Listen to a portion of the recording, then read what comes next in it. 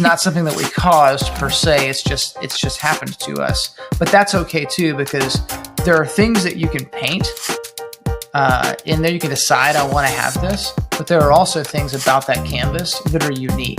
And that's sort of the embracing the given life part of it. That those other people that interrupt your life are your life.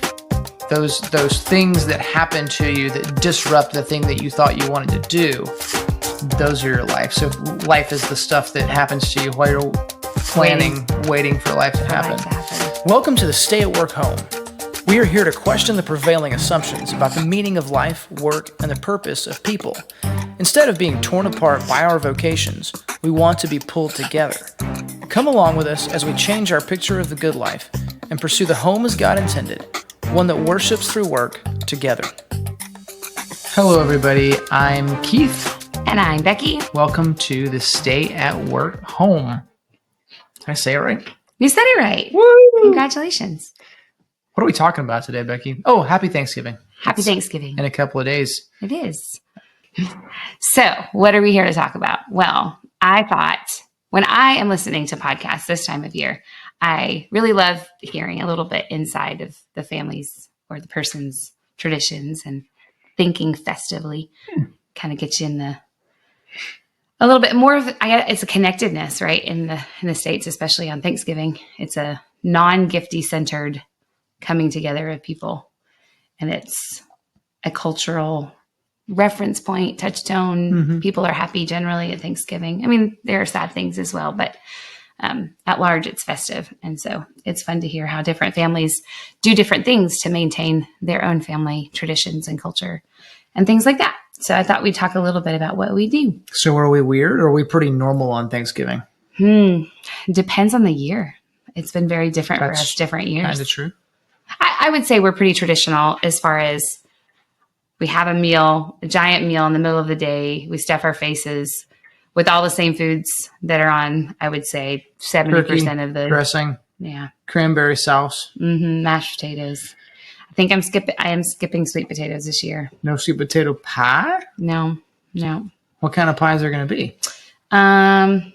We should know that by now. I think we're going to do a lemon pie because that's my favorite. And how about? I like sweet potato pie. I like coconut cream pie. I have a singular sweet potato, and I was intending not to go grocery shopping again because those of you who also live this life in the United States, all of us intend to not have to go to the grocery store after the Friday before Thanksgiving is generally a bit of a zoo. It is a zoo. I went on Saturday, and it was a zoo. So traditions for us, we tend to have people that are not American at this point over for Thanksgiving. Yeah.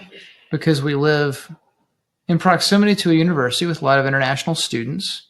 But at some point we had people that were not American over because we lived in another country. A couple of countries, which, that's interesting. A couple of Thanksgivings. I think I might have had 3. No? Yes? Yeah. I think I had first 3. Year. My first one was there. Yeah. So I had 3 Thanksgivings over in Germany. You had 2 of those. Mm-hmm. And we had 1 in Korea.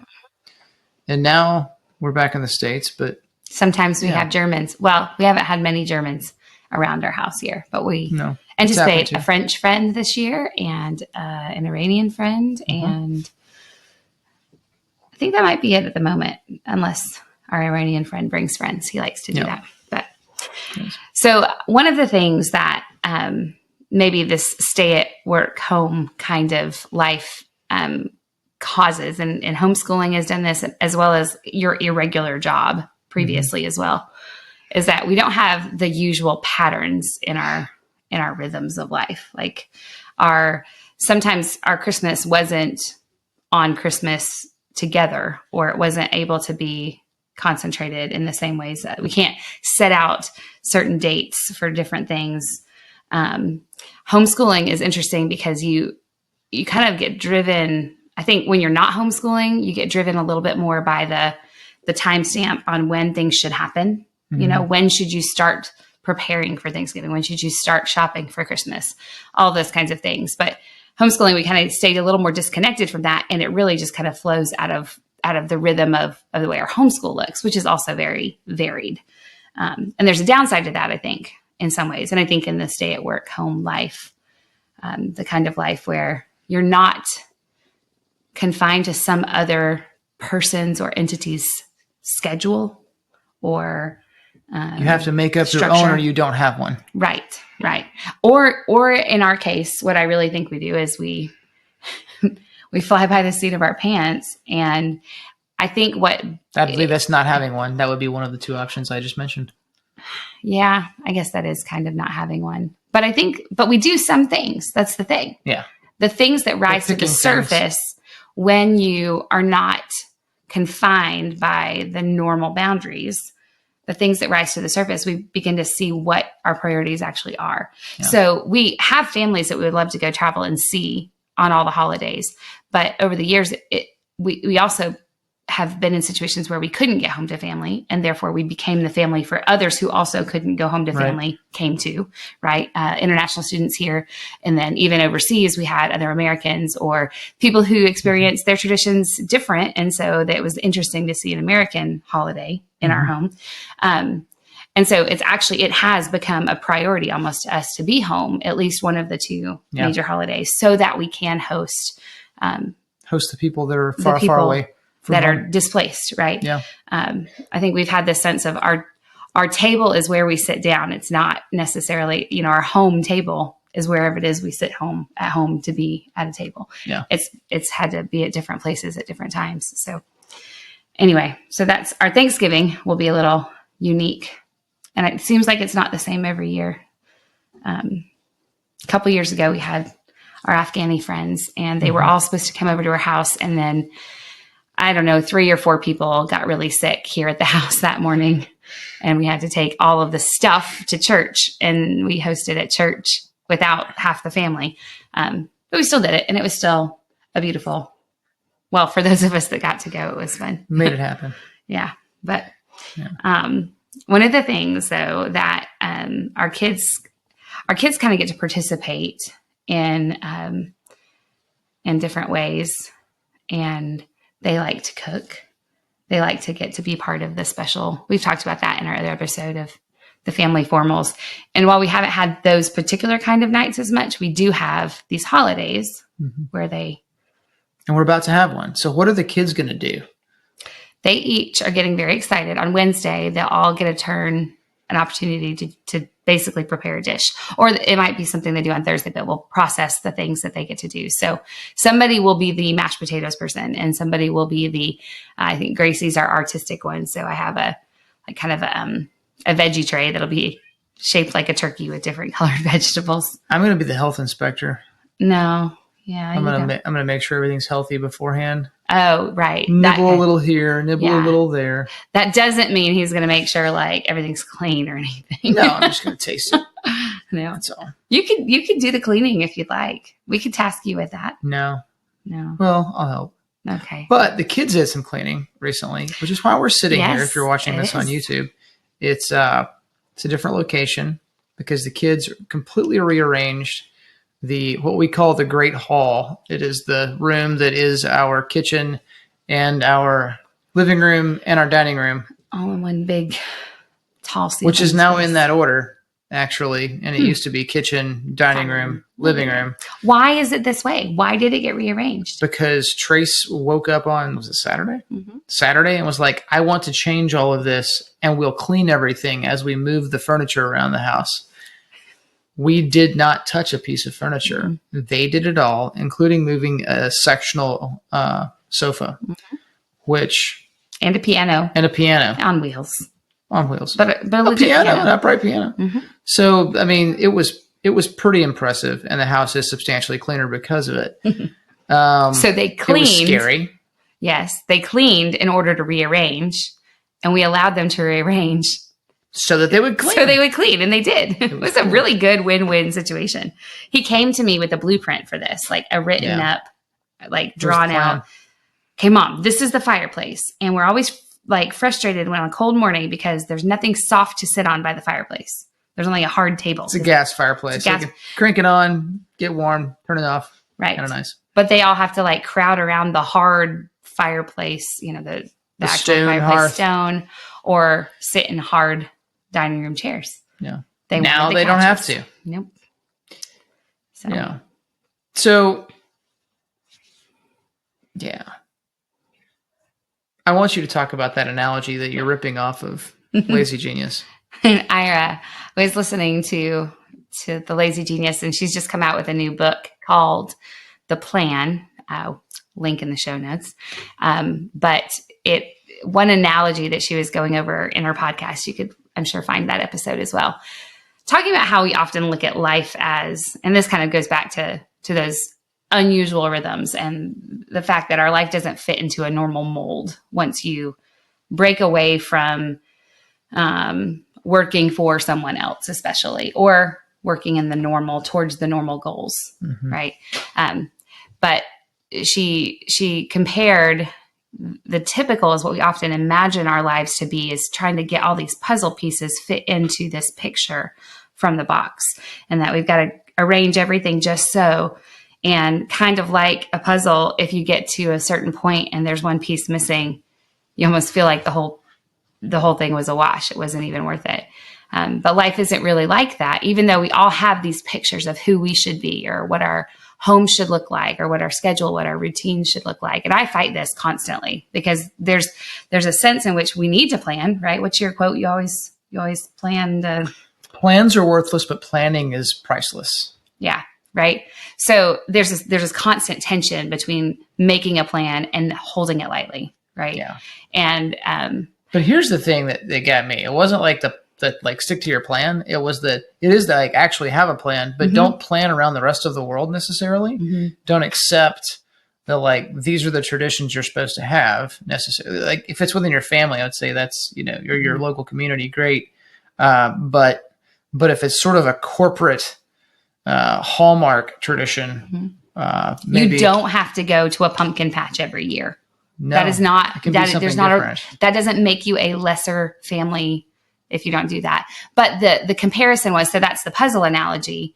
And I really do think, especially in a social media world, that our minds do that to us regularly, even in our free life, right? Even if we think we become homesteady-ish, which, I said before we went to the Homestead Expo, we're faking it. We don't really homestead. What are we doing there? And he's like, we're not faking it. We just, nobody does it all. And that's a really big point to think of. We aren't all fitting into this exact picture on a puzzle, but instead we do plan, but we plan as though we're planning a painting, not a puzzle. And so a painting has layers and it has depth and it has, sure, you start out with an initial landscape of where you're headed in the painting, but it doesn't mean that you don't alter and change and adapt and add new splashes of color or cover something back up that you didn't actually want there. But a painting is kind of something that at any given point, you can say, this is what we have. And then you can change it, when it's your painting. It's not something that has to be completely finished. Like a puzzle has to be finished. If the puzzle's not finished, then it stays on the table. I've done this. I actually love having a puzzle on the table. Well, and it's missing a chunk that somebody else has determined should be there.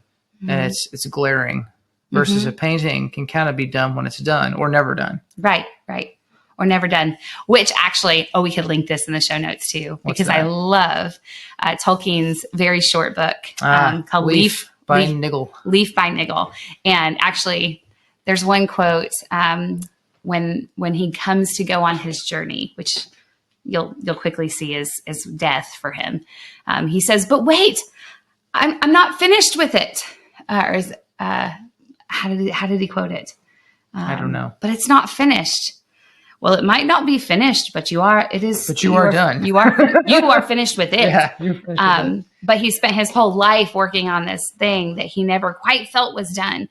And I think this is back to that. Oh, that one I didn't like us having to talk about the doing, not the done. Love the doing, not the done. But that's that frustration of feeling like we need to get to an endpoint. When in reality, we just, you kind of take one step ahead of another and things happen, right? They do. Things just happen. So the other morning, we got the fire going again. So there's a gas fireplace up here, but there's a wood stove insert downstairs that we try to keep going most of the winter. And I got it going, and 7-year-old William came and, snuggled up beside me, and he said, I have lots of memories here. He felt all the feels. He feels all the feels. He feels all the feels. And he's like, he basically was saying, this is a tradition. Mm-hmm. This is something that has basically happened all of my remembered life, which is not very long. No. But, that wood stove has been there for 5 years now. And I guess he said, you always come down here. Yeah. Cause it was like, I hardly even said anything. He just kept talking. He's like, you always come down here early in the morning and start the fire and read your Bible. And as I've talked to people about my life, or they've asked about my family or my parents, like one of the things I've said is that, like, when I was very young, I guess all along, my mom would read her Bible in the afternoon. She still does. Right after her short nap. With her short nap. And her very predictable snack. We could tell you exactly what's on the plate. Yeah. It's had to change over the years. At one point, it was a Little Debbie. It was one, not two, that actually come in the thing. Cosmic brownies. One. It was one of the Swiss rolls. Oh. By the time I came into the picture, it was a half the Cosmic brownie warmed up for, I think, 13 seconds. Probably 13 seconds is the perfect time for heating up 2 chocolate chip cookies or that, I guess. And so she did that. But I would also just say that my dad, you could set his watch, or you could set your watch by him doing his quiet time. My dad too. In the morning, and it was so he's reading scripture and praying. And if I woke up early, I would catch him doing that. I would catch him doing the right thing, and so that's just a testament to his his character and his consistency in that.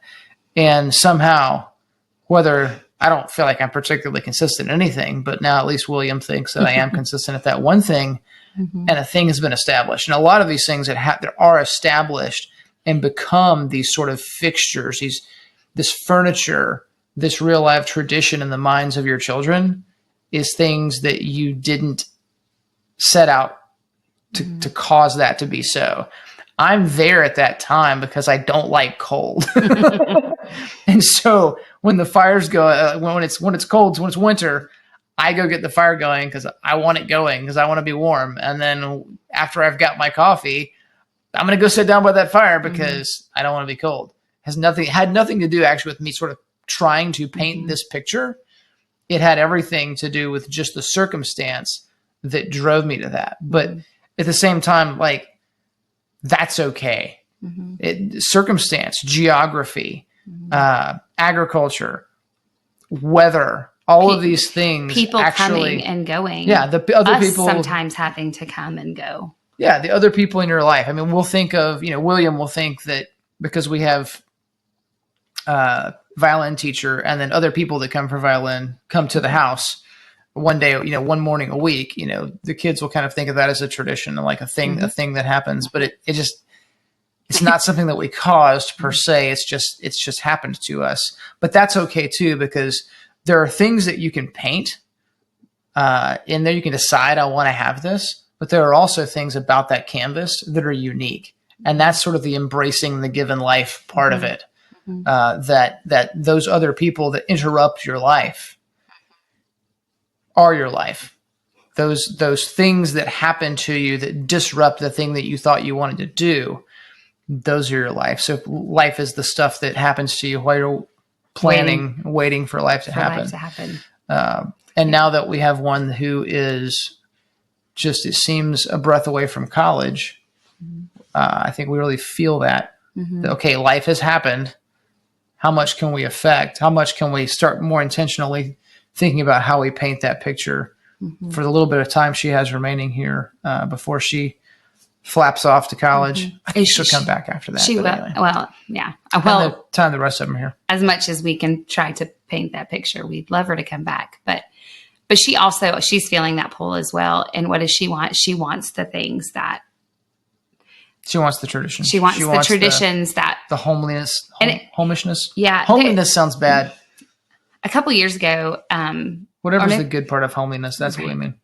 I think I was having a team call with the group I work with, and the leader asked, it was this time of year, what is your favorite tradition? You just said, get the conversation going in a meeting one time. What is your favorite tradition? And that's happened multiple times in different circumstances. And it actually has kind of been this, I have nothing to add here, because I felt like we haven't had strong holiday traditions. We had apple pancakes we did do that for some years. That's true. 5 years. And we even would do that for other plate. If we would go somewhere, we would make that. That's true. But only for a few years. That's again, we haven't, like, our kids don't remember that as being a regular part of any of our holidays.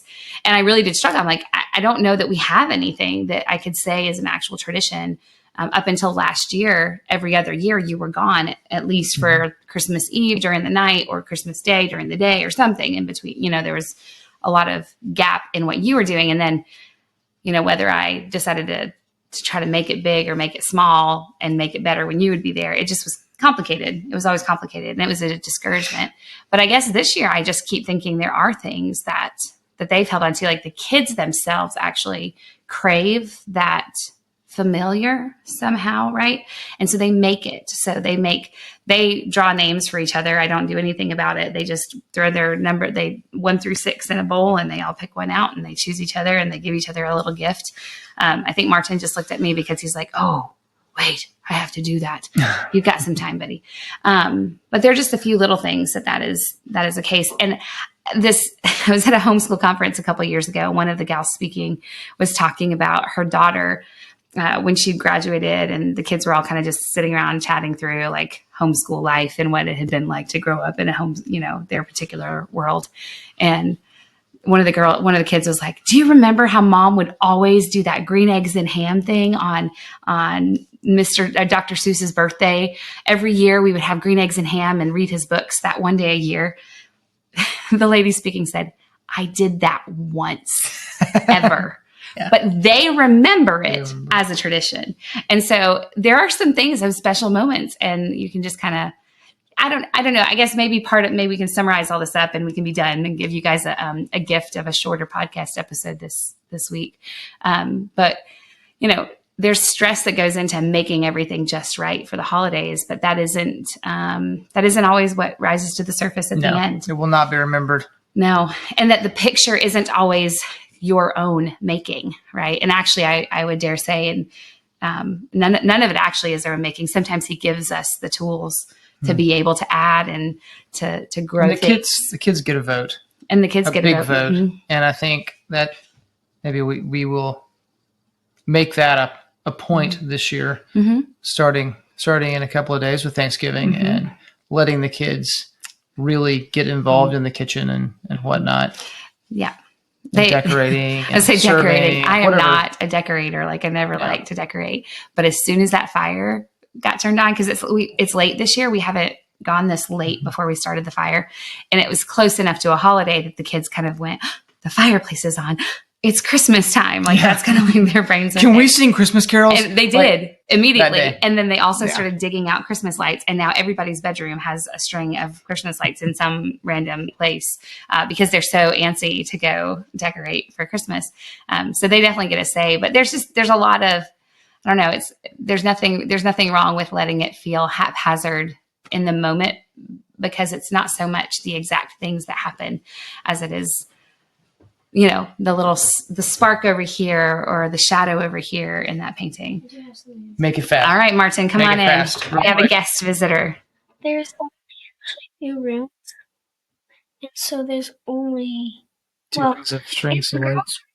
It's 2 strings of lights because Mercy wanted one in her room, in her bed. And then Gracie had already done it, and it was kind of one of her things. And then there's also this little thing that was sitting in the closet, and we wrapped it around her pipe. Well, the pipe. The pipe. There's the ad hoc. Mm-hmm. Oh, I see. Mm-hmm. Yep. Yeah. Decorate your exposed ad hoc plumbing. That's the takeaway this week. That's the picture you want to paint for yourself. I almost feel like we owe We owe this podcast episode a picture of what he's talking about. You're going to have to go get it. Because I got to edit this thing now because it's late. It is late. Goodbye. Cheers. Happy Thanksgiving. Happy Thanksgiving. This episode of the Stay at Work Home is brought to you by HeartlandBunkies.com. Come check out our full line of small cabin kits that can be easily assembled by a few friends or family in just a weekend for extra space for meaningful connection, or extra income, or a home office, a homeschool room, or whatever.